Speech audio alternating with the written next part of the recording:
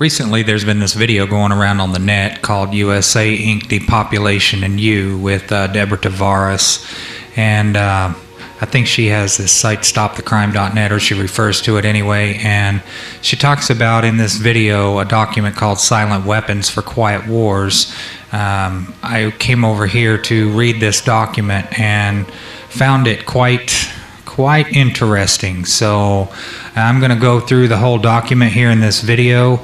The original video I'll put links to, the US Inc. Depopulation, and I want to thank Ashley Law for referring that video to me. It's very disturbing, and this document is very disturbing as well. So I will include links to this and to the actual video, and it takes a little while to get through. It's 44 pages long, but there's also a lot of technical pages in here that I'm just going to scroll past, and if you care to read them, help yourself, pause the video to read those technical parts of it. But thank you very much for listening, and hopefully you can get all the way through it.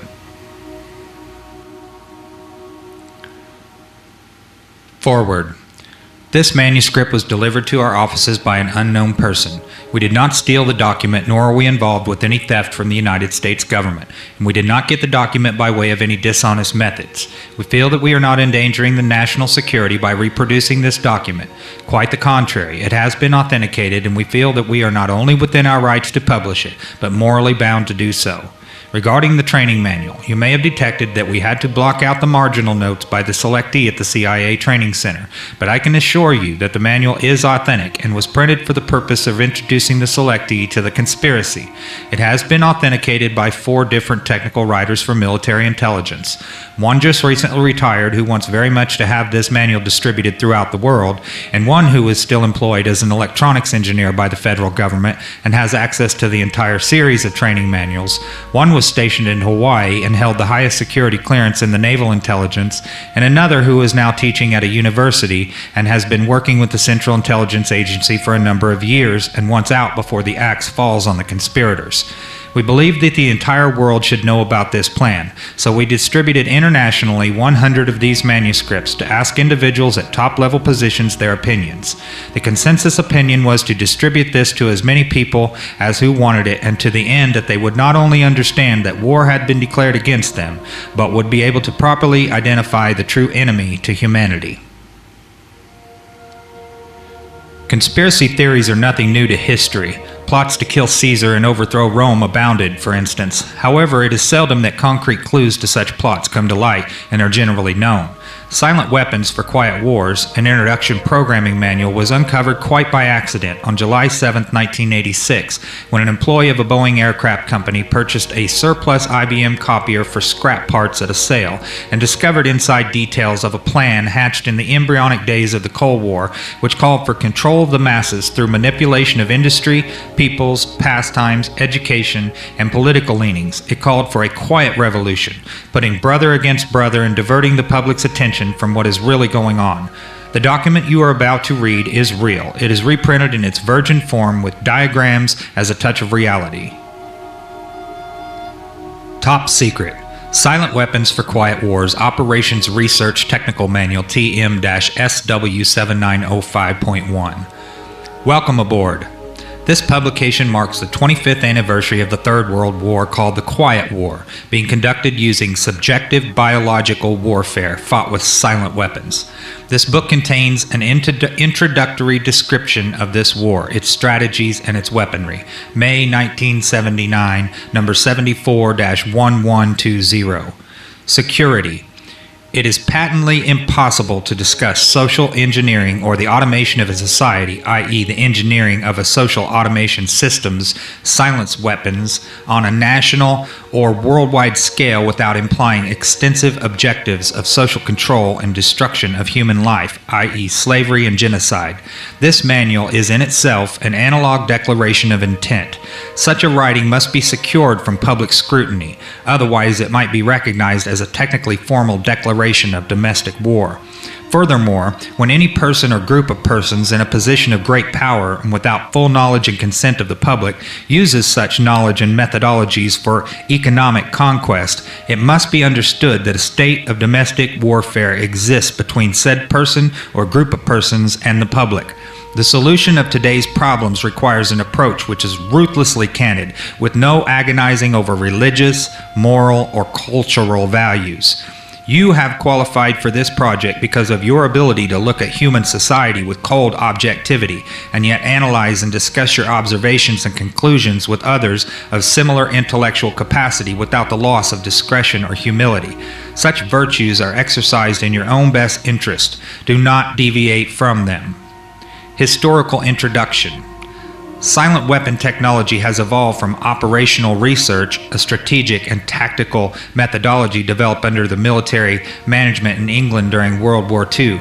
The original purpose of operations research was to study the strategic and tactical problems of air and land defense with the objective of effective use of limited military resources against foreign enemies, i.e. logistics. It was soon recognized by those in positions of power that the same methods might be useful for totally controlling a society, but better tools were necessary. Social engineering, the analysis and automation of a society, requires the correlation of great amounts of constantly changing economic information, or data. So a high-speed, computerized data processing system was necessary, which could race ahead of the society and predict when society would arrive for capitulation. Relay computers were too slow, but the electronic computer invented in 1946 by J. Presper Eckert and John W. Malke filled the bill. The next breakthrough was the development of the simplex method of linear programming in 1947 by the mathematician George B. Dantzig. Then in 1948, the transistor, invented by J. Bardeen, W. H. Breton, and W. Shockley, promised great expansion of the computer field by reducing space and power requirements. With these three inventions under their direction, those in positions of power strongly suspected that it was possible for them to control the whole world with the push of a button. Immediately, the Rockefeller Foundation got in on the ground floor by making a 4-year grant to Harvard College, funding the Harvard Economic Research Project for the study of the structure of the American economy. 1 year later, in 1949, the United States Air Force joined in. In 1952, the grant period terminated, and a high-level meeting of the elite was held to determine the next phase of social operations research. The Harvard Project had been very fruitful, as is borne out by the publication of some of its results in 1953, suggesting the feasibility of economic social engineering. Studies in the Structure of the American Economy, copyright 1953 by Wassily Leontief, International Science Press, Inc., White Plains, New York. Engineered in the last half of the decade of the 1940s, the new quiet war machine stood, so to speak, in sparkling gold-plated hardware on the showroom floor by 1954. With the creation of the maser in 1954, the promise of unlocking unlimited sources of fusion atomic energy from the heavy hydrogen and seawater and the consequent availability of unlimited social power was a possibility only decades away. The combination was irresistible. The Quiet War was quietly declared by the international elite at a meeting held in 1954. Although the silent weapon system was nearly exposed 13 years later, the evolution of the new weapon system has never suffered any major setbacks. This volume marks the 25th anniversary of the beginning of the Quiet War. Already this domestic war has had as many victories on many fronts throughout the world. Political introduction. In 1954, it was well recognized by those in positions of authority that it was only a matter of time, only a few decades, before the general public would be able to grasp and upset the cradle of power. For the very elements on the new silent weapon technology were as accessible for a public utopia as they were for providing a private utopia. The issue of primary concern, that of dominance, revolved around the subject of energy sciences. Energy. Energy is recognized as the key to all activity on Earth. Natural science is the study of the sources and control of natural energy, and social science, theoretically expressed as economics, is the study of the sources and control of social energy. Both are bookkeeping systems, mathematics. Therefore, mathematics is the primary energy science, and the bookkeeper can be king if the public can be kept ignorant of the methodology of the bookkeeping. All science is merely a means to an end. The means is knowledge, the end is control. Beyond this remains only one issue: who will be the beneficiary? In 1954, this was the issue of primary concern. Although the so-called moral issues were raised in view of the law of natural selection, it was agreed that a nation or world of people who will not use their intelligence are no better than animals who do not have intelligence. Such people are beasts of burden and stakes on the table by choice and consent. Consequently, in the interest of future world order, peace, and tranquility, it was decided to privately wage a quiet war against the American public with an ultimate objective of permanently shifting the natural and social energy, wealth of the undisciplined and irresponsible many into the hands of the self-disciplined, responsible, and worthy few.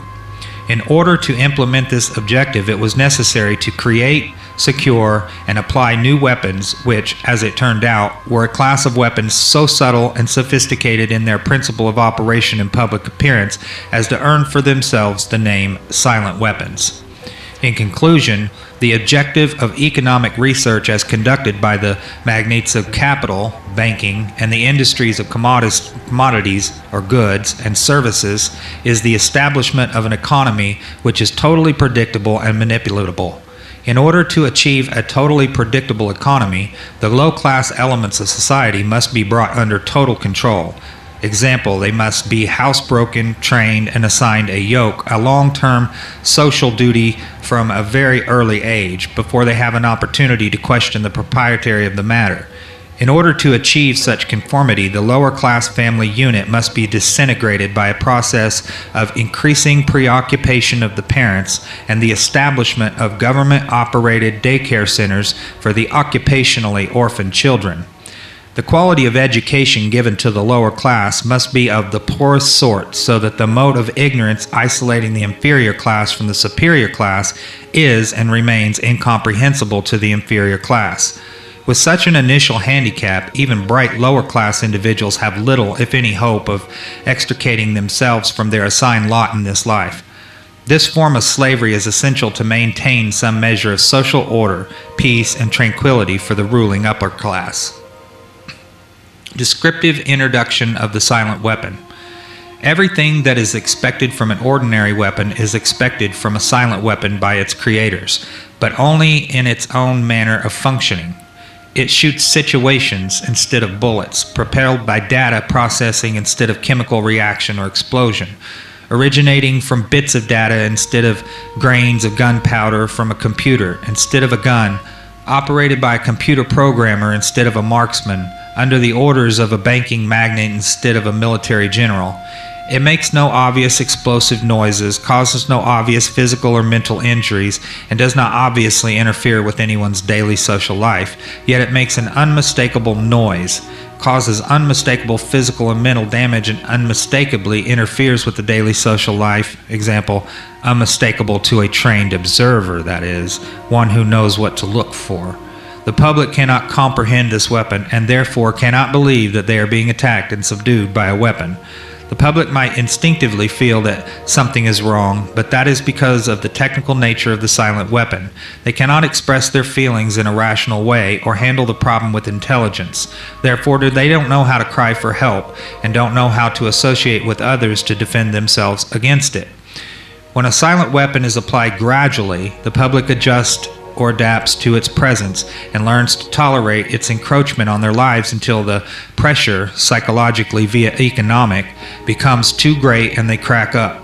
Therefore, the silent weapon is a type of biological warfare. It attacks the vitality, options, and mobility of the individuals of society by knowing, understanding, manipulating, and attacking their sources of natural and social energy and their physical, mental, and emotional strengths and weaknesses. Theoretical introduction. Give me control over a nation's currency and I care not who makes its laws. Mayor Amschel Rothschild, 1743 to 1812. Today's silent weapons technology is an outgrowth of a simple idea discovered, succinctly expressed, and effectively applied by the quoted Mr. Mayor Amschel Rothschild. Mr. Rothschild discovered the missing passive component of economic theory known as economic inductance. He, of course, did not think of his discovery in these 20th century terms, and to be sure, mathematical analysis had to wait for the Second Industrial Revolution, the rise of the theory of mechanics and electronics, and finally the invention of the electronic computer before it could be effectively applied in the control of world economy. General energy concepts. In the study of energy systems, there always appears three elementary concepts. These are potential energy, kinetic energy, and energy dissipation. And corresponding to these concepts, there are three idealized, essentially pure physical counterparts called passive components. In the science of physical mechanics, the phenomenon of potential energy is associated with a physical property called elasticity or stiffness and can be represented by a stretched spring. In electronic science, potential energy is stored in a capacitor instead of a spring. This property is called capacitance instead of elasticity or stiffness. In the science of physical mechanics, the phenomenon of kinetic energy is associated with a physical property called inertia or mass and can be represented by a mass or flywheel in motion. In electronic science, kinetic energy is stored in an inductor in a magnetic field instead of a mass. This property is called inductance instead of inertia.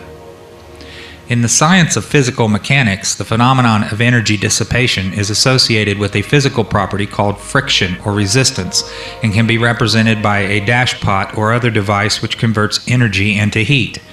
In electronic science, dissipation of energy is performed by an element called either a resistor or a conductor, the term resistor being the one generally used to describe a more ideal device, example wire, employed to convey electronic energy efficiently from one location to another. The property of a resistance or conductor is measured as either resistance or conductance reciprocals. In economics, these three energy concepts are associated with economic capacitance would equal capital, money, stock, inventory, investments in buildings and durables. Economic conductance would be goods, production flow coefficients. Economic inductance would be services, the influence of the population of industry on output. All of the mathematical theory developed in the study of one energy system, mechanics, electronics, can be immediately applied in the study of other energy systems. Mr. Rothschild's energy discovery. What Mr. Rothschild had discovered was the basic principle of power, influence, and control over people as applied to economics. That principle is, when you assume the appearance of power, people soon give it to you. Mr. Rothschild had discovered that currency or deposit loan accounts had the required appearance of power that could be used to induce people, inductance with people corresponding to a magnetic field, into surrendering their real wealth in exchange for a promise of greater wealth instead of real compensation. They would put up real collateral in exchange for a loan of promissory notes. Mr. Rothschild found that he could issue more notes than he had backing for, so long as he had someone's stock of gold as a persuader to show his customers. Mr. Rothschild loaned his promissory notes to individual and governments. These would create overconfidence. Then he would make money scarce, tighten control of the system, and collect the collateral through the obligation of contracts. The cycle was then repeated. These pressures could be used to ignite a war. Then he would control the availability of currency to determine who would win the war. That government which agreed to give him control of its economic system got his support. Collection of debts was guaranteed by economic aid to the enemy of the debtor. The profit derived from this economic methodology made Mr. Rothschild all the more able to expand his wealth. He found that the public greed would allow currency to be printed by government order beyond the limits of inflation of backing in precious metal or the production of goods and services. Apparent capital as paper inductor. In this structure, credit presented as a pure element called currency has the appearance of capital, but is in effect negative capital. Hence, it has the appearance of service, but is in fact indebtedness or debt. It is therefore an economic inductance instead of an economic capacitance, and if balanced in no other way will be balanced by the negation of population, war, or genocide. The total goods and services represent real capital called the gross national product, and currency may be printed up to this level and still represent economic capacitance. But currency printed beyond this level is subtractive, represents the introduction of economic inductance, and constitutes notes of indebtedness. War is therefore the balancing of the system by killing the true creditors, the public, which we have taught to exchange true value for inflated currency, and falling back on whatever is left of the resources of nature and regeneration of those resources. Mr. Rothschild had discovered that currency gave him the power to rearrange the economic structure to his own advantage. to shift economic inductance to those economic positions which would encourage the greatest economic instability and oscillation. The final key to economic control had to wait until there was sufficient data and high-speed computing equipment to keep close watch on the economic oscillations created by the price shocking and excess paper energy credits, paper inductance, and inflation. Breakthrough. The aviation field provided the greatest evolution in economic engineering by way of mathematical theory of shock testing. In this process, a projectile is fired from an airframe on the ground, and the impulse of the recoil is monitored by vibration transducers connected to the airframe and wired to chart recorders. By studying the echoes or reflections of the recoil impulse in the airframe, it is possible to discover critical vibrations in the structure of the airframe, which either vibrations of the engine or alien vibrations of the wings or a combination of the two might reinforce, resulting in a resonant self-destruction of the airframe in flight as an aircraft. From the standpoint of engineering, this means that the strengths and weaknesses of the structure of the airframe in terms of vibrational energy can be discovered and manipulated. Applications in economics. To use this method or airframe shock testing in economic engineering, the prices of commodities are shocked and the public consumer reaction is monitored. The resulting echoes of the economic shock are interpreted theoretically by computers, and the economic structure of the economy is thus discovered.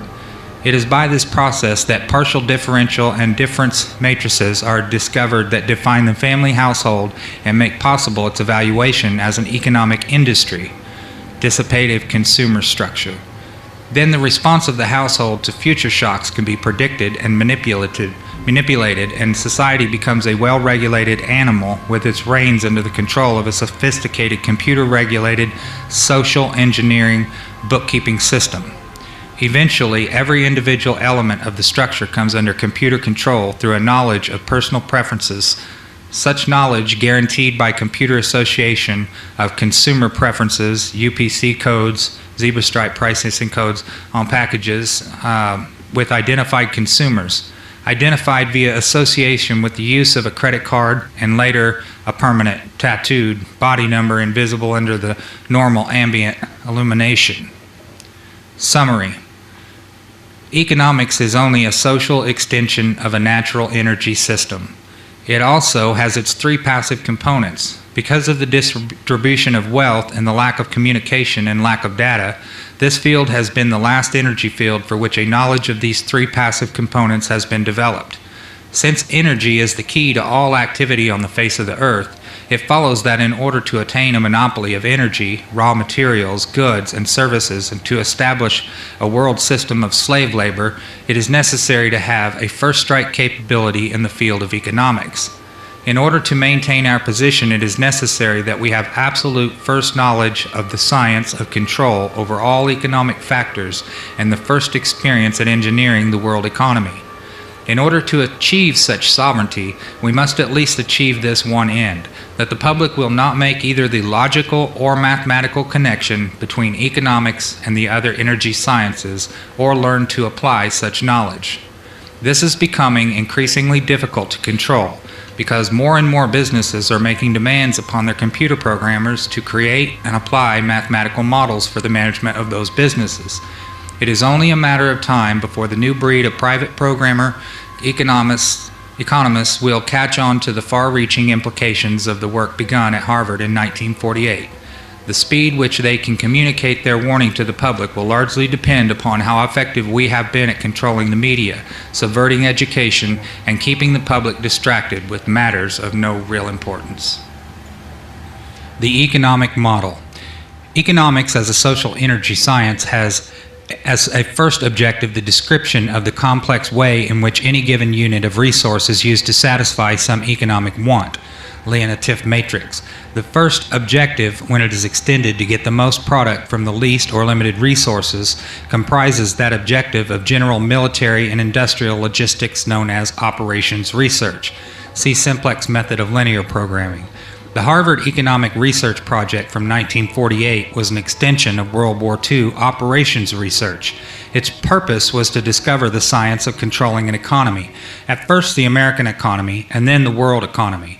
It was felt that with sufficient mathematical foundation and data, it would be nearly as easy to predict and control the trend of an economy as to predict and control the trajectory of a projectile. Such has proven to be the case.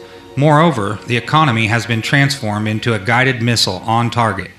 The immediate aim of the Harvard project was to discover the economic structure, what forces change that structure, how the behavior of that structure can be predicted, and how it can be manipulated. What was needed was a well-organized knowledge of the mathematical structures and interrelationships of investment, production, distribution, and consumption. To make a short story of it all, it was discovered that an economy obeyed the same laws as electricity, and that all of the mathematical theory and practical and computer know-how developed for the electronic field could be directly applied in the study of economics. This discovery was not openly declared, and its more subtle implications were and are kept a close-guarded secret. For example, that in an economic model, human life is measured in dollars, and that the electric spark generated when opening a switch connected to an active inductor is mathematically analogous to the initiation of war. The greatest hurdle which theoretical economists faced was the accurate description of the household as an industry. This is a challenge because consumer purchases are a matter of choice, which in turn is influenced by income, price, and other economic factors. This hurdle was cleared in an indirect and statistically approximate way by an application of shock testing to determine the current characteristics called current technical coefficients of household industry. Finally, because problems in theoretical electronics can be translated very easily into problems of theoretical electronics, and the solution translated back again, it follows that only a book of language translation and concept definition needed to be written for economics. The remainder could be gotten from standard works on mathematics and electronics. This makes the publication of books on advanced economics unnecessary and greatly simplifies project security. This section of the document presents many industrial diagrams, so I'm just going to scroll through these, and you can pause the video if there's anything that you care to read in this section.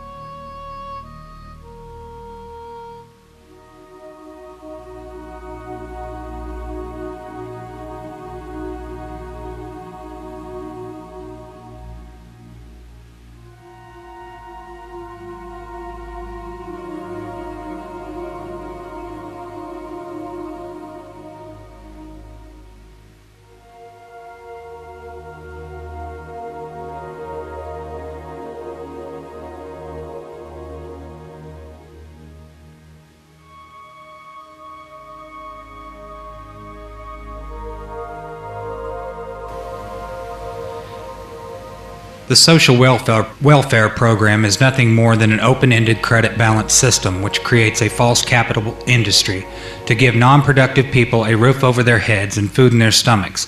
This can be useful, however, because the recipients become state property in return for the gift, a standing army for the elite, for he who pays the piper picks the tune. Those who get hooked on the economic drug must go to the elite for a fix. In this method of introducing large amounts of stabilizing capacitance is by borrowing on the future credit of the world. This is a fourth law of motion on set and consists of performing an action and leaving the system before the reflected reaction returns to the point of action, a delayed reaction. This means the means of surviving the reaction is by changing the system before the reaction can return. By this means, politicians become more popular in their own time, and the public pays later. In fact, the measure of such a politician is the delay time. The same thing is achieved by a government by printing money beyond the limit of the gross national product, and the economic process called inflation. This puts a large quantity of money into the hand of the public and maintains a balance against their greed, creates a false self-confidence in them, and for a while stays the wolf from the door. They must eventually resort to war to balance the account, because war ultimately is merely the act of destroying the creditor, and the politicians are the publicly hired hitmen that justify the act to keep the responsibility and blood off the public conscience. See section on consent factors and social economic structuring. If the people really cared about their fellow man, they would control their appetites, greed, procreation, etc., so that they would not have to operate on a credit or welfare social system which steals from the worker to satisfy the bum. Since most of the general public will not exercise restraint, there are only two alternatives to reduce the economic inductance of the system. Let the populace bludgeon each other to death in war, which will only result in a total destruction of the living earth. Take control of the world by the use of economic silent weapons in a form of quiet warfare, and reduce the economic inductance of the world to a safe level by a process of benevolent slavery and genocide. The later option has been taken as the obviously better option. At this point, it should be crystal clear to the reader why absolute secrecy about these silent weapons is necessary. The general public refuses to improve its own mentality and its faith in its fellow man. It has become a herd of proliferating barbarians, and so to speak, a blight upon the face of the earth. They do not care enough about economic science to learn why they have not been able to avoid war despite religious morality, and their religious or self-gratifying refusal to deal with earthly problems renders the solution of the earthly problem unreachable to them. It is left to those few who are truly willing to think and survive as the fittest to survive, to solve the problem for themselves as the few who really care. Otherwise, exposure of the silent weapon would destroy our only hope of preserving the seed of the future true humanity. Now the following is a bunch more technical information. If you're curious, just pause the video. I'm going to scroll through it fairly quickly.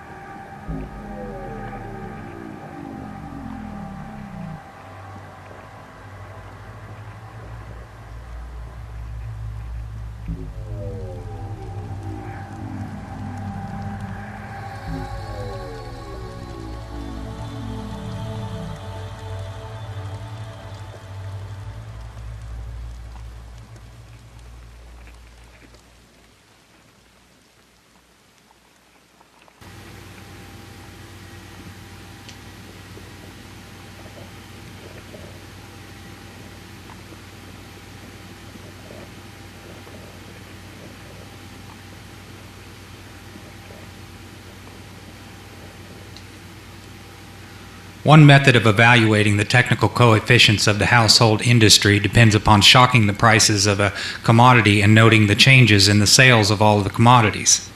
Economic shock testing.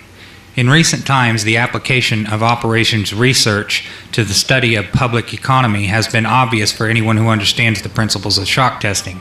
In shock testing of an aircraft airframe, the recoil impulse of firing a gun mounted on that aircraft airframe causes shock waves in that structure, which tell aviation engineers the conditions under which some parts of the airplane or the whole airplane or its wings will start to vibrate or flutter like a guitar string, a flute reed, or a tuning fork, and disintegrate or fall apart in flight.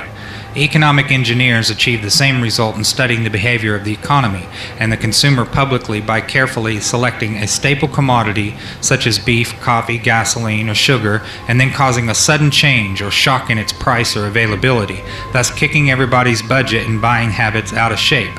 They then observe the shock waves which result by monitoring the changes in advertising, prices and sales of that and other commodities. The objective of such studies is to acquire the know-how to set the public economy into a predictable state of motion or change, even a controlled self-destructive state of motion, which will convince the public that certain expert people should take control of the money system and reestablish security rather than liberty and justice for all. When the subject citizens are rendered unable to control their financial affairs, they of course become totally enslaved and a source of cheap labor. Not only the prices of commodities, but also the availability of labor can be used as the means of shock testing. Labor strikes deliver excellent tests. Shock to an economy, especially in the critical service areas of trucking and transportation, communication, public utilities, energy, water, garbage collection, etc. By shock testing, it is found that there is a direct relationship between the availability of money flowing in an economy and the real psychological outlook and response of masses of people dependent upon that availability. For example, there is a measurable quantitative relationship between the price of gasoline and the probability that a person would experience a headache, feel a need to watch a violent movie, smoke a cigarette, or go to a tavern for a mug of beer. It is most interesting that by observing and measuring the economic models by which the public tries to run from their problems and escape from reality, and by applying the mathematical theory of operations research, it is possible to program computers to predict the most probable combination of created events or shocks which will bring about a complete control and subjugation of the public through a subversion of the public economy by shaking the plum tree. Okay, we're going to scroll through some more of the technical data here, and once again, pause the video if you want to read any of it.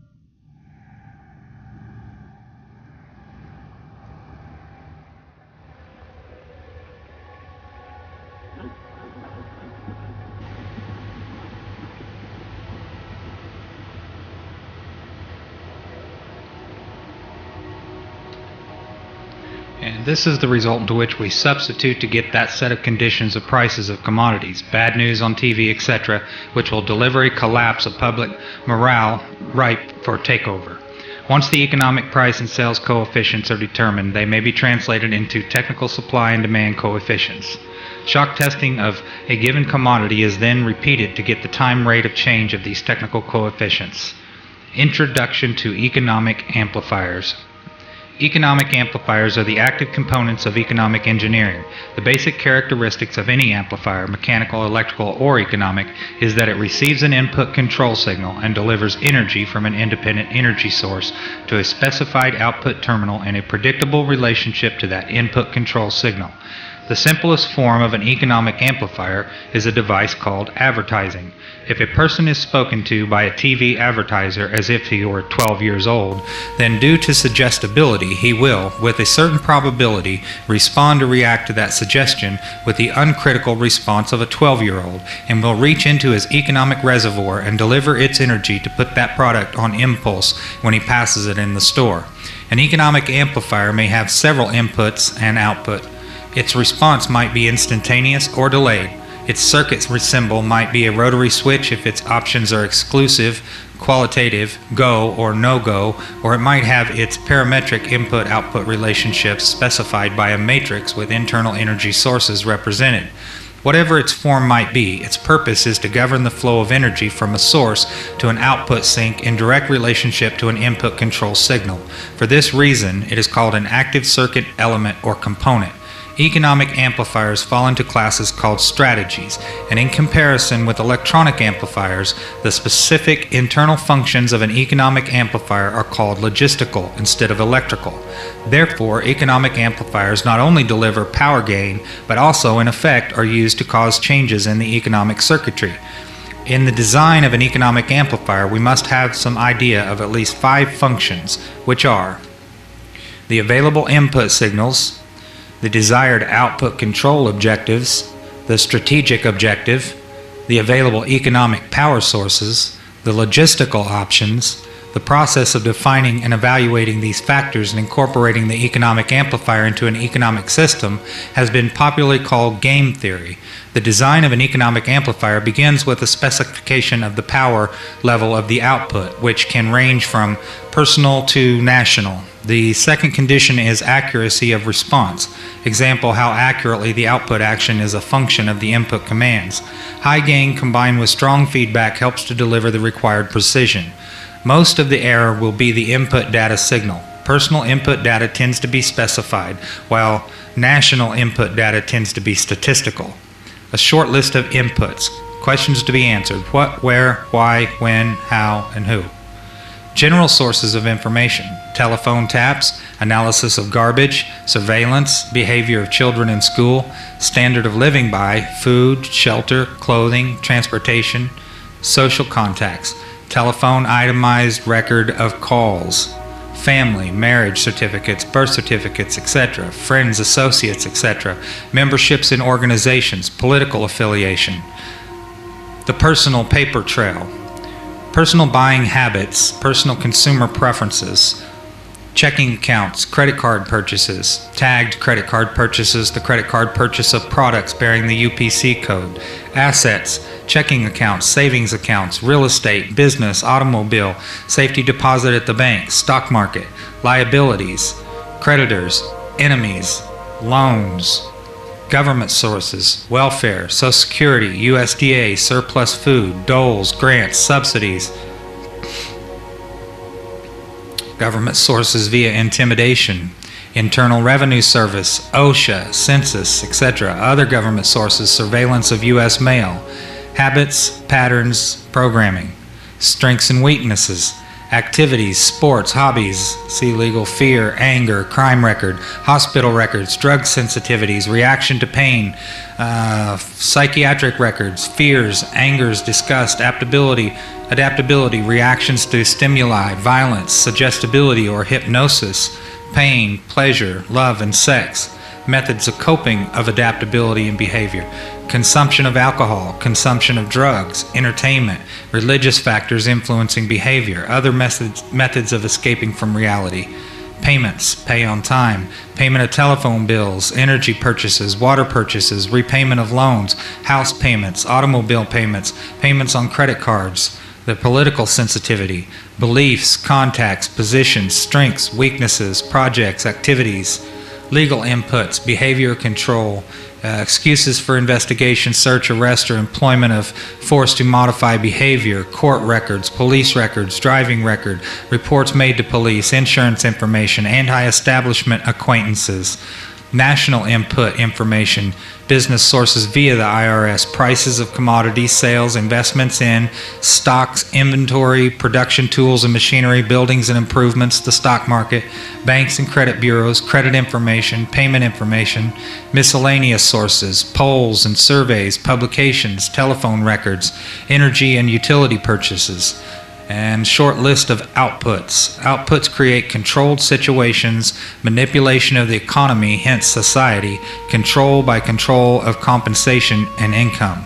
Sequence allocates opportunities, destroys opportunities, controls the economic environment, controls the availability of raw materials, controls capital, controls bank rates, controls the inflation of the currency, controls the possession of property, controls industrial capacity, controls manufacturing, controls the availability of goods or commodities, controls the prices of commodities, controls services, the labor force, etc., controls payments to government officials, controls the legal functions, controls the personal data files, uncorrectable by the party slandered, controls advertising, controls media contact, controls material available for TV viewing, disengages attention from real issues, engages emotions, creates disorder, chaos, and insanity, controls design and more probing tax forms, controls surveillance, controls the storage of information, develops psychological analysis and profiles of individuals, controls legal functions, controls sociological factors, controls health options, preys on weakness, cripples strengths, leeches wealth and substance. A table of strategies. If you do this, you get this. Keep the public ignorant. Less public organization. Maintain access to control prices, points for feedback, required reaction to output sales. Create preoccupation, lowers defenses. Attacks the family unit young, control of the education. Give less cash and more data, credit, and doles. More self-indulgent and more. Attack the privacy of the church. Destroys faith in the sort of government.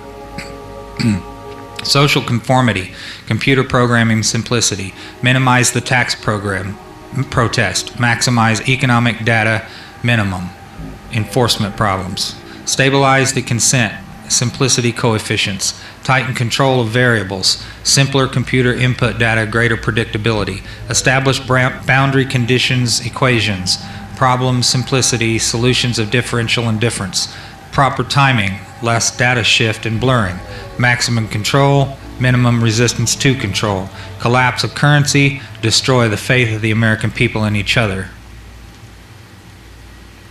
Diversion, the primary strategy. Experience has proven that the simplest method of securing a silent weapon and gaining control of the public is to keep the public undisciplined and ignorant of the basic system principles on the one hand, while keeping them confused, disorganized, and distracted with matters of no real importance on the other hand. This is achieved by disengaging their minds, sabotaging their mental activities, providing a low-quality program of public education in mathematics, logic systems, design, and economics, and discouraging technical creativity, engaging their emotions, increasing their self-indulgence and their indulgence in emotional and physical activities by unrelenting emotional affrontations and attacks, mental and emotional rape by way of constant barrage of sex, violence, and wars in the media, especially the TV and the newspaper, giving them what they desire in excess, junk food for thought, and depriving them of what they really need, rewriting history and law, subjecting the public to the deviant creation, thus being able to shift their thinking from personal needs to highly fabricated outside priorities. These preclude their interest in and discovery of the silent weapons of social automation technology. The general rule is that there is a profit in confusion. The more confusion, the more profit. Therefore, the best approach is to create problems and then offer solutions. Diversion summary. Media. Keep the adult public attention diverted away from the real issues, social issues, and captivated by matters of no real importance. Schools. Keep the young public ignorant of real mathematics, real economics, real law, and real history. Entertainment. Keep the public entertainment below a 6th grade level. Work. Keep the public busy with no time to think, back on the farm with the other animals. Consent, the primary victory. A silent weapon system operates upon data obtained from a docile public by legal, but not always lawful force. Much information is made available to silent weapon system programmers through the Internal Revenue Service. See Studies in Structure of the American Economy for an IRS source list. This information consists of the enforced delivery of well-organized data contained in federal and tax state forms, collected, assembled, and submitted by slave labor provided by taxpayers and employers. Furthermore, the number of such forms submitted to the IRS is a useful indicator of public consent, an important factor in strategic decision-making. Other data sources are given in the short list of inputs. Consent coefficients, numerical feedback indicating victory status, psychological basis. When the government is able to collect tax and seize private property without just compensation, it is an indication that the public is ripe for surrender and is consenting to enslavement and legal encroachment. A good and easily quantified indicator of harvest time is the number of public citizens who pay income tax despite an obvious lack of reciprocal or honest service from the government. Amplification energy sources. The next step in the process of designing an economic amplifier is discovering the energy sources. The energy source which support any primitive economic system are, of course, a supply of raw materials and the consent of the people to labor, and consequently assume a certain rank, position, level, or class in the social structure to provide labor at various levels in the pecking order. Each class, in guaranteeing its own level of income, controls the class immediately below it, hence preserves the class structure. This provides stability and security, but also government from the top. As time goes on and communication and education improve, the lower class elements of the social labor structure become knowledgeable and envious of the good things that the upper class members have. They also begin to attain a knowledge of energy systems and the ability to enforce their rise through the class structure. This threatens the sovereignty of the elite. If this rise of the lower class can be postponed long enough, the elite can achieve energy dominance, and labor by consent no longer will hold a position of an essential energy source. Until such energy dominance is absolutely established, the consent of people to labor and let others handle their affairs must be taken into consideration, since failure to do so could cause the people to interfere in the final transfer of energy sources to the control of the elite. It is essential to recognize that at this time, public consent is still an essential key to the release of energy in the process of economic amplification. Therefore, the consent as energy release mechanism will now be considered. Logistics. The successful application of a strategy requires a careful study of inputs, outputs, the strategy connecting the inputs and outputs, and the available energy sources to fuel the strategy. This study is called logistics. A logistical problem is studied at the elementary level first, and then levels of greater complexity are studied as a synthesis of elementary factors. This means that a given system is analyzed, i.e. broken down into subsystems, and these in turn are analyzed until by this process one arrives at the logistical atom, the individual. This is where the process of synthesis properly begins at the time of birth of the individual. The artificial womb. From the time a person leaves its mother's womb, its every effort is directed towards building, maintaining, and withdrawing into artificial wombs various sorts of substitute protective devices or shells. The objective of these artificial wombs is to provide a stable environment for both stable and unstable activity, to provide a shelter for the evolutionary process of growth and maturity, example survival, to provide security for freedom, and to provide defensive protection for offensive activity. This is equally true of both the general public and the elite. However, there is a definite difference in the way each of these classes go about the solution of problems. The political structure of a nation, dependency. The primary reason why the individual citizens of a country create a political structure is a subconscious wish or desire to perpetuate their own dependency relationship of childhood. Simply put, they want a human god to eliminate all risks from their life, pat them on the head and kiss their bruises, put a chicken on every dinner table, clothe their bodies, tuck them into bed at night, and tell them that everything will be all right when they wake up in the morning. This public demand is incredible, so the human god, the politician, meets incredibility with incredibility by promising the world and delivering nothing. So who is the bigger liar, the public or the godfather? This public behavior is surrender born of fear, laziness, and expediency. It is the basis of the welfare state as a strategic weapon useful against a disgusting public. Action, offense. Most people want to be able to subdue and or kill other human beings which disturb their daily lives, but they do not want to have to cope with the moral and religious issues which such an overt act on their part might raise. Therefore, they assign the dirty work to others, including their own children, so as to keep the blood off their hands. They rave about the humane treatment of animals and then sit down to a delicious hamburger from a whitewashed slaughterhouse down the street and out of sight. But even more hypocritical, they pay taxes to finance a professional association of hitmen, collectively called politicians, and then complain about corruption in government.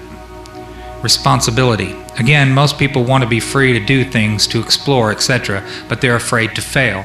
The fear of failure is manifested in irresponsibility, and especially in delegating those personal responsibilities to others where success is uncertain or carries possible or created liabilities, which the person is not prepared to accept. They want authority, root word author, but they will not accept responsibility or liability, so they hire politicians to face reality for them. Summary. The people hire the politicians so that the people can obtain security without managing it, obtain action without thinking about it, inflict theft, injury, and death upon others without having to contemplate either life or death, avoid responsibility for their own intentions, obtain the benefits of reality and science without exerting themselves in the discipline of facing or learning either of these things. They give the politicians the power to create and manage a war machine to provide for the survival of the nation or womb, prevent encroachment of anything upon the nation or womb, destroy the enemy who threatens the nation or womb, destroy those citizens of their country who do not conform for the sake of stability of the nation or womb. Politicians hold many quasi-military jobs, the lowest being the police, which are soldiers, the attorneys, and CPAs next, who are spies and saboteurs, licensed, and the judges, who shout out orders and run the closed union military shop for whatever the market will bear. The generals are industrialists. The presidential level of commander-in-chief is shared by the international bankers. The people know that they have created this farce and financed it with their own taxes, given consent, but they would rather knuckle under than be the hypocrite. Thus, a nation becomes divided into two very distinct parts: a docile subnation, a great silent majority, and a political subnation. The political subnation remains attached to the docile subnation, tolerates it, and leaches its substance until it grows strong enough to detach itself and then devour its parent. System analysis. In order to make meaningful computerized economic decisions about war, the primary economic flywheel, it is necessary to assign concrete logistical values to each element of the war structure, personal and material alike. This process begins with a clear and candid description of the subsystems of such a structure. The draft as a military service. Few efforts of human behavior modification are more remarkable or more effective than that of the socio-military institution known as the draft. A primary purpose of a draft or other such institution is to instill by intimidation in the young males of a society the uncritical conviction that the government is omnipotent. He is soon taught that a prayer is slow to reverse what a bullet can do in an instance. Thus, a man trained in a religious environment for 18 years of his life can, by this instrument of the government, be broken down, be purged of his fantasies and delusions in a matter of mere months. Once that conviction is instilled, all else becomes easy to instill. Even more interesting is the process by which a young man's parents, who perpetually love him, can be induced to send him off to war for his death. Although the scope of this work will not allow this matter to be expanded in full detail, nevertheless a coarse overview will be possible and can serve to reveal those factors which must be included in some numerical form in a computer analysis of social and war systems. We begin with a tentative definition of the draft. The draft, or selective service, is an institution of compulsory collective sacrifice and slavery devised by the middle-aged and elderly for the purpose of pressing the young into doing the public dirty work. It further serves to make the youth as guilty as the elders, thus making criticism of the elders by the youth less likely. Generational stabilizer. It is marketed and sold to the public under the label of patriotic national service. Once a candid economic definition of the draft is achieved, that definition is used to outline the boundaries of a structure called a human value system, which in turn is translated into the terms of game theory. The value of such a slave laborer is given the table of a human value, a table broken down into categories by intellect, experience, post-service, job demand, etc. Some of these categories are ordinary and can be tentatively evaluated in terms of the value of certain jobs for which a known fee exists. Some jobs are harder to value because they are unique to the demands of social subversion. For an extreme example, the value of a mother's instruction to her daughter, causing that daughter to put certain behavioral demands upon a future husband 10 or 15 years hence. Thus, by suppressing his resistance to a perversion of a government, making it easier for a banking cartel to buy the state of New York in, say, 20 years. Such a problem leans heavily upon the observations and data of wartime espionage and many types of psychological testing. But crude mathematical models, algorithms, can be devised, if not to predict, at least to predeterminate these events with maximum certainty. What does not exist by natural cooperation is thus enhanced by calculated compulsion. Human beings are machines, levers which may be grasped and turned, and there is little real difference between the automating of a society and automating a shoe factory. These derived values are variable. It is necessary to use a current table of human values for computer analysis. These values are given in true measures rather than US dollars, since the latter is unstable, being presently inflated beyond the production of national goods and services so as to give the economy a false kinetic energy, paper inductance. The silver value is stable, it being possible to buy the same amount with a gram of silver today as it could be bought in 1920. Human value measured in silver units changes slightly due to the change in production technology. Enforcement. Factor 1. As in every social system approach, stability is achieved only by understanding and accounting for human nature, action-reaction patterns. A failure to do so can be, and usually is, disastrous. As in other human social schemes, one form or another of intimidation or incentive is essential to the success of the draft. Physical principles of action and reaction must be applied to both internal and external subsystems. To secure the draft, individual brainwashing or programming of both the family unit and the peer group must be engaged and brought under control. Factor 2. Father. The man of the household must be housebroken to ensure that Junior will grow up with the right social training and attitudes.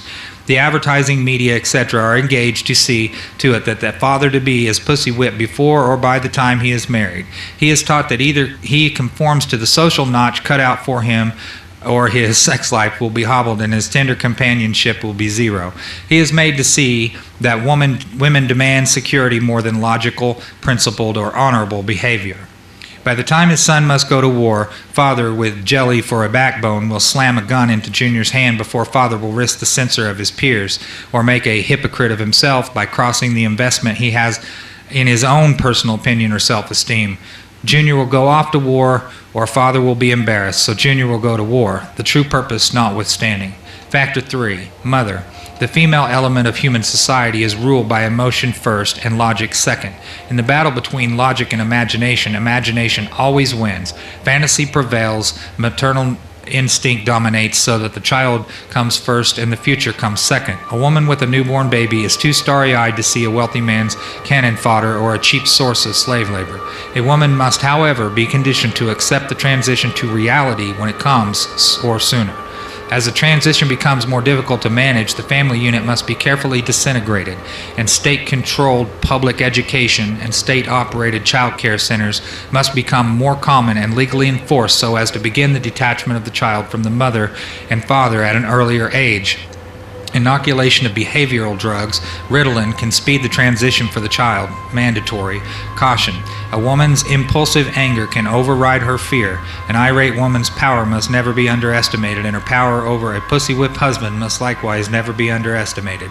It got a woman the vote in 1920. Factor 4. Junior.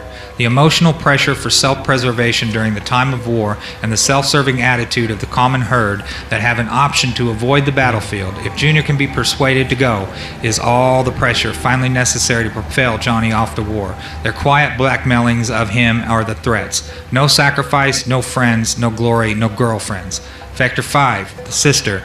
And what about Junior's sister? She is given all the good things of life by her father and taught to expect the same from her future husband regardless of the price. Factor 6. Cattle. Those who will not use their brains are no better off than those who have no brains. And so this mindless school of jellyfish, father, mother, son, and daughter, become useful beasts of burden or trainers of the same. This concludes what is available in this document. If you've made it this far, I want to thank you very much for taking the time to listen, and I would highly encourage you to visit www.stopthecrime.net. It's where this document came from, and I will include links below in the description. And thank you very much again for listening. And get this out to your friends and family. Tell them about stopthecrime.net. Show them the article. You can download it from there.